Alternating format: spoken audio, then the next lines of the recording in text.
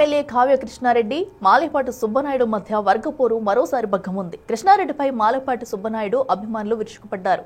కావలి నియోజకవర్గంలో దగదర్తిలో TDP senior నాయకుడు సుబ్బనాయుడు ఉత్తర క్రియలతో పాల్గొనేందుకు వెళ్లారు కృష్ణారెడ్డి. ఈ కార్యక్రమానికి హాజరయ్యే సమయంలో కృష్ణారెడ్డిని అడ్డుకున్నారు.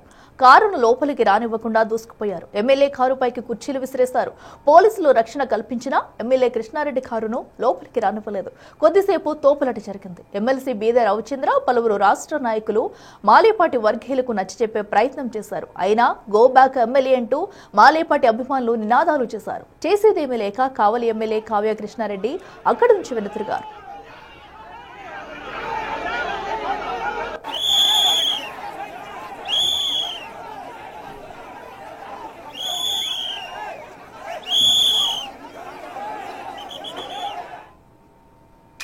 దుర్మార్గమైనటువంటి రాజకీయం కావల్లో జరుగుతూ ఉంది.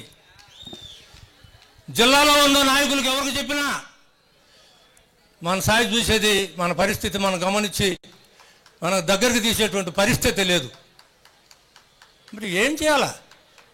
పార్టీని వదిలిపెట్టి వెళ్ళాలా? పార్టీ మేము పార్టీ కోసమే బతికాం. సర్వం నాశనం అయిపోయింది. మా జీవితం అంతా నాశనం అయిపోయింది తెలుగుదేశం పార్టీకి పనిచేసి. అయితే ఇప్పుడు మేము ఏం చేయాలా? తెలుగుదేశం పార్టీ కాదని బయటకు పోలేం. మాకు ఆనాడు కూడా చెప్పాము, వ్యక్తులు కాదయా మాకు పార్టీ ముఖ్యం, టికెట్ ఎవరికి ఇచ్చినా మేము పనిచేయాలనే ఉద్దేశంతో పనిచేసాం. పనిచేస్తే